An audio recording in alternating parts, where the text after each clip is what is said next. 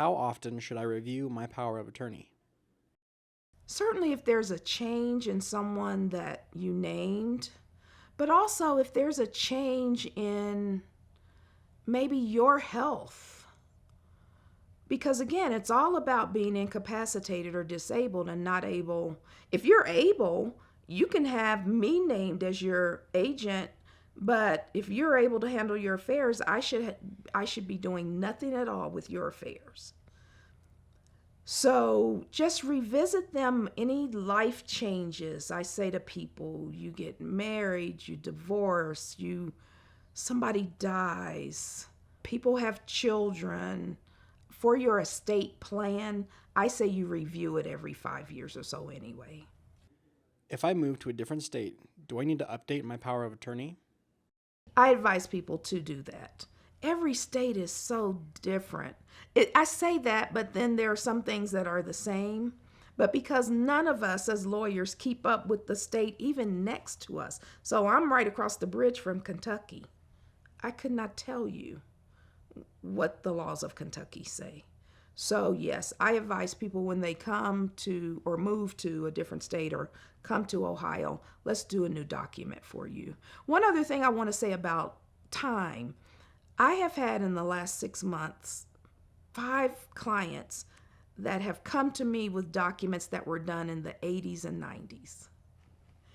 And I applaud them for being proactive at that point in their lives. For, usually they were younger and now they're, older. I applaud them for doing that, and they will, sometimes I get the argument, aren't these still in effect? Technically, yes.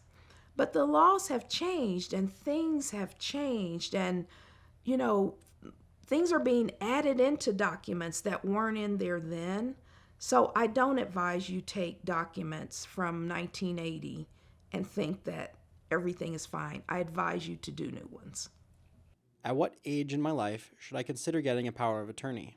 Does my agent need to live in my state? In Ohio, the agent does not need to live in the state.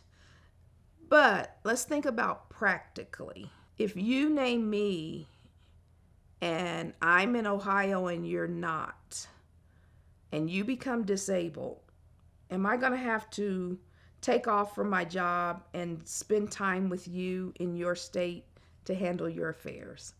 So you have to really think practically. How long am I going to have to be there with you handling your affairs? So most people, I say, it is someone within their state or area. The large majority of people, it's a relative. So yeah, that's what I would say about that. When should you have one? You should have one right now at whatever age. And let me explain that. So kids go away to college.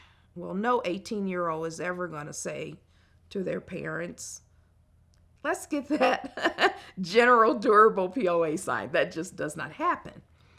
And when they go to school, schools are, I've put 3 through college, and I would call and say, hey, I need to know about what happened with her. No.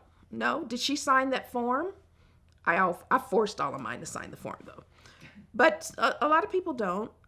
And if it came down to it, if, something went down with them, the parent is the next of kin, and you would eventually, get to do whatever. But we're talking the business POA now. So say they opened up another bank account when they got to school. I came from West Virginia to Ohio. I immediately went to the credit union and I opened up a bank account.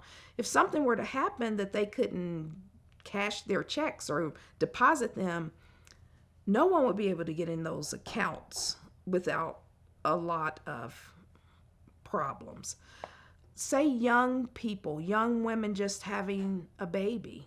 You don't know when something's going to happen. Think about young men or women who aren't married.